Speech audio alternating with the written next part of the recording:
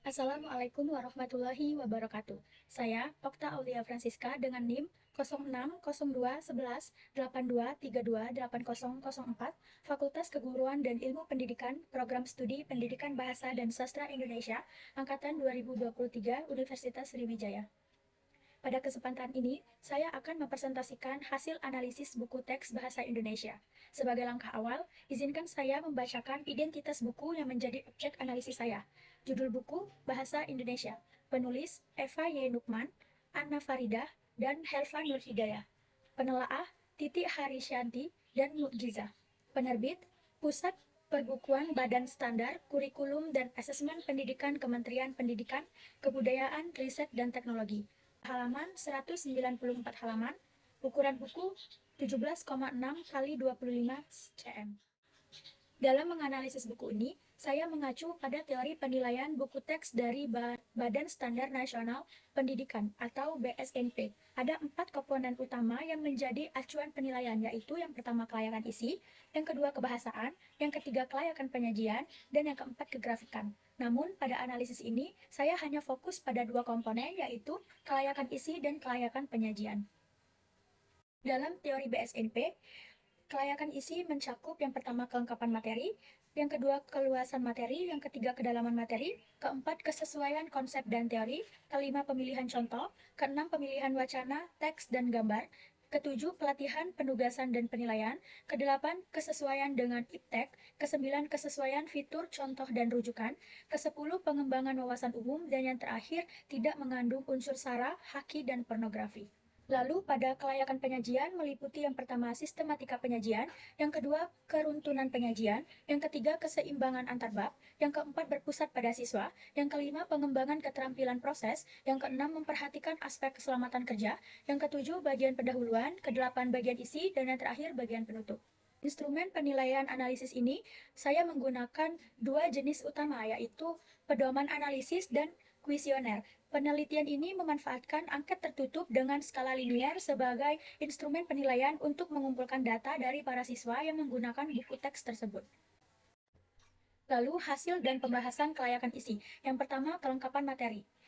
Bisa dilihat dari angket yang telah saya cantumkan, berdasarkan data sebanyak 47,5% siswa memilih setuju, 47,5% siswa memilih sangat setuju, dan hanya 5% siswa memilih kurang setuju terhadap kelengkapan materi.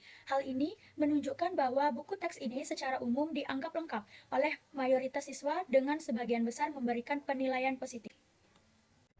Lalu yang kedua, keluasan materi. Berdasarkan data, sebanyak 55% siswa memilih setuju, 40% siswa memilih sangat setuju, dan 5% siswa memilih kurang setuju terhadap keluasan materi. Hal ini menunjukkan bahwa mayoritas siswa menganggap materi dalam buku teks ini sudah cukup dan mencakup sebagai aspek yang diperlukan. Selanjutnya, nomor 3 yaitu kedalaman materi. Berdasarkan data, sebanyak 50% siswa memilih setuju, 45% siswa memilih sangat setuju, dan 5% siswa memilih kurang setuju terhadap kedalaman materi. Hal ini menunjukkan bahwa mayoritas siswa menilai materi dalam buku teks ini memiliki kedalaman yang cukup, meskipun ada sebagian kecil yang merasa kurang. Lalu selanjutnya yang keempat, kesesuaian konsep dan teori. Berdasarkan data, sebanyak 42,5% siswa memilih setuju, sebanyak 52,5% siswa memilih sangat setuju, dan 5% siswa memilih kurang setuju terhadap kesesuaian konsep dan teori. Hal ini menunjukkan bahwa mayoritas siswa menilai konsep dan teori dalam buku teks sudah sesuai dengan dominasi penilaian sangat positif. Selanjutnya, pemilihan contoh. Berdasarkan data, sebanyak 50% siswa memilih setuju, 47,5% siswa memilih sangat setuju, dan 2,5% siswa memilih kurang setuju terhadap pemilihan contoh. Hal ini menunjukkan bahwa mayoritas siswa merasa contoh-contoh yang disajikan dalam buku teks sudah relevan dan mendukung pemahaman materi dengan sangat baik. Selanjutnya ada pemilihan wacana, teks, gambar, dan ilustrasi. Berdasarkan data, sebanyak 47,5% siswa memilih setuju, 47,5% siswa memilih sangat setuju, dan 5% siswa memilih kurang setuju terhadap pemilihan wacana, teks, gambar, dan ilustrasi. Hal ini menunjukkan bahwa mayoritas siswa menilai elemen-elemen tersebut sudah sesuai dan mendukung pemahaman materi secara efektif. Selanjutnya ada pelatihan, penugasan, dan penilaian. Berdasarkan data, sebanyak 47,5% siswa memilih setuju, 45% siswa memilih sangat setuju, dan 7,5% siswa memilih kurang setuju terhadap pelatihan, penugasan, dan penilaian.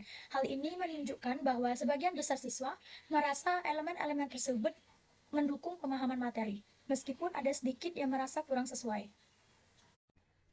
Lalu selanjutnya ada kesesuaian dengan perkembangan IPTEP. Berdasarkan data, sebanyak 40% siswa memilih setuju, 52,5% siswa memilih sangat setuju, dan 7,5% siswa memilih kurang setuju terhadap kesesuaian dengan perkembangan IPTEP. Nah, hal ini menunjukkan bahwa mayoritas siswa menilai materi dalam buku teks sudah sesuai dengan perkembangan ilmu, pengetahuan, dan teknologi, meskipun ada sebagian kecil yang merasa buku ini kurang sesuai.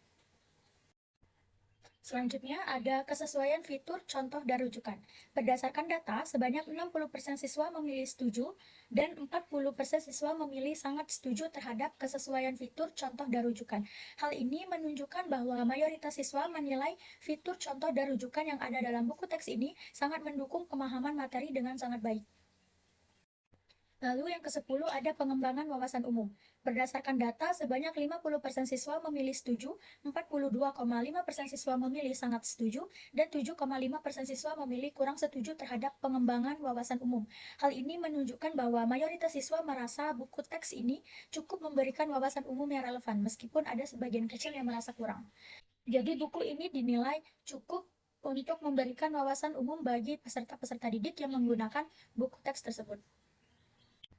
Dan yang ke-11 ada unsur sara, haki, dan pornografi. Berdasarkan data, sebanyak 55% siswa memilih setuju dan 45% siswa memilih sangat setuju bahwa buku teks ini tidak mengandung unsur sara, haki, dan pornografi. Hal ini menunjukkan bahwa mayoritas siswa menilai buku teks telah memenuhi standar etika dan kelayakan secara baik. Lalu selanjutnya, hasil dan pembahasan kelayakan penyajian. Yang pertama, sistematika penyajian. Berdasarkan data, sebanyak 52,5 siswa memilih untuk menyatakan setuju dan 47,5% siswa memilih sangat setuju terhadap sistematika penyajian dalam buku ini. Hal ini menunjukkan bahwa mayoritas siswa merasa bahwa penyajian materi dalam buku ini sudah sangat terstruktur dengan baik dan mudah dipahami. Dengan demikian, dapat disimpulkan bahwa sistematika penyajian buku ini diterima dengan baik oleh sebagian besar siswa. Yang kedua yaitu keruntutan penyajian. Berdasarkan data, sebanyak 45% siswa memilih setuju, 50% siswa memilih sangat setuju, dan hanya 5% siswa memilih kurang setuju terhadap keruntutan penyajian materi dalam buku ini. Hal ini menunjukkan bahwa sebagian besar siswa menilai penyajian materi dalam buku ini sudah terstruktur dengan baik, urut, dan mudah untuk diikuti. Hal ini dapat disimpulkan bahwa keruntutan penyajian materi buku ini umumnya diterima dengan sangat positif oleh mayoritas siswa. Yang ketiga yaitu keseimbangan antar bab. Berdasarkan data, sebanyak 52,5% siswa memilih setuju, 40% siswa memilih sangat setuju, dan 7,5% siswa memilih kurang setuju terhadap keseimbangan antar bab dalam buku ini. Hal ini menunjukkan bahwa mayoritas siswa merasa bahwa setiap bab dalam buku ini disajikan dengan proporsi yang seimbang. Dengan demikian, dapat disimpulkan bahwa keseimbangan antar bab dalam buku ini diterima dengan baik oleh sebagian besar siswa. Yang keempat, yaitu berpusat pada siswa. Berdasarkan data, sebanyak 50% siswa memilih setuju, 45% siswa memilih sangat setuju, dan 5% siswa memilih kurang setuju terhadap pendekatan yang berpusat pada siswa dalam buku ini. Hal ini menunjukkan bahwa mayoritas siswa merasa buku ini berhasil menempatkan mereka sebagai fokus utama dalam proses pembelajaran.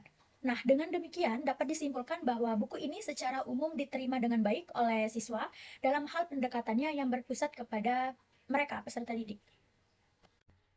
Yang kelima yaitu mengembangkan keterampilan proses. Nah, berdasarkan data, sebanyak 47,5% siswa memilih setuju, 45% siswa memilih sangat setuju, dan 7,5% siswa memilih kurang setuju terhadap kemampuan buku ini dalam mengembangkan keterampilan proses siswa. Hal ini menunjukkan bahwa mayoritas siswa merasa buku ini efektif dalam membantu mereka mengembangkan keterampilan proses, seperti berpikir kritis, analisis, dan pemecahan masalah. Nah, meskipun ada sedikit siswa yang merasa kurang puas dengan aspek tersebut. Yang keenam, ada memperhatikan aspek keselamatan kerja. Nah, sebenarnya poin ini sangat penting karena uh, bisa membantu para peserta didik untuk mendapatkan keselamatan kerja. Ya, berdasarkan data, sebanyak 60% siswa memilih setuju, 35,5% siswa memilih sangat setuju, dan 7,5% siswa memilih kurang setuju terhadap aspek keselamatan kerja yang disajikan dalam buku ini. Hal ini menunjukkan bahwa sebagian besar siswa merasa buku ini sudah cukup efektif dalam mengedukasi mereka mengenai pentingnya keselamatan kerja, meskipun masih ada sebagian kecil siswa yang merasa kurang dengan penjelasan yang telah diberikan. Ya, secara keseluruhan, buku ini dapat dikatakan berhasil dalam menyampaikan informasi tentang keselamatan kerja.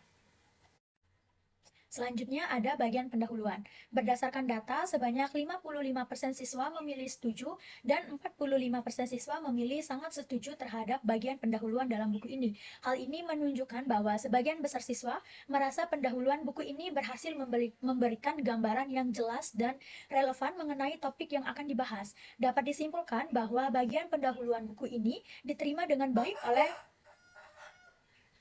Ya, dapat disimpulkan bahwa buku ini di dapat disimpulkan bahwa bagian pendahuluan buku ini diterima dengan baik oleh mayoritas siswa yang merasa bahwa informasi awal yang disajikan cukup memadai untuk mempersiapkan mereka memahami materi-materi lebih lanjut.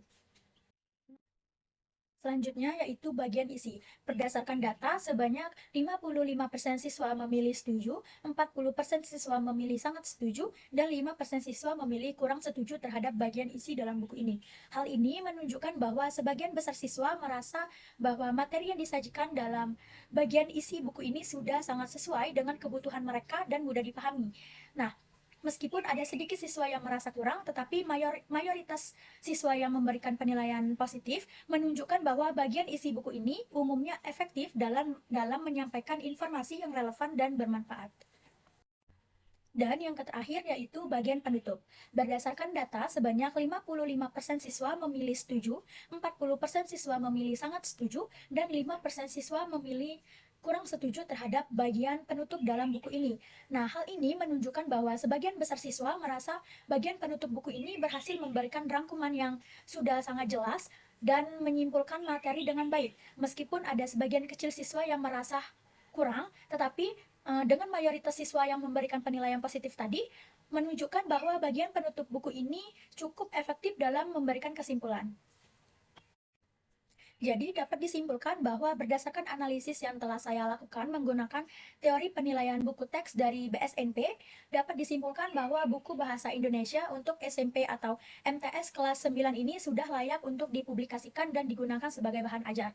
Nah, hal ini didukung oleh hasil analisis terhadap dua komponen utama, yaitu yang pertama kelayakan isi yang telah memenuhi kriteria referensi materi, kedalaman pembahasaan, dan kesesuaian dengan kurikulum. Yang kedua yaitu kelayakan penyajian yang mencakup keteraturan penyajian, penggunaan strategi pembelajaran, serta kelengkapan pendukung seperti gambar dan latihan.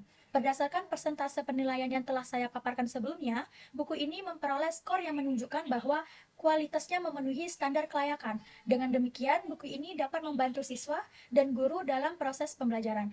Terima kasih atas perhatian dan waktunya. Saya akhiri. Wassalamualaikum warahmatullahi wabarakatuh.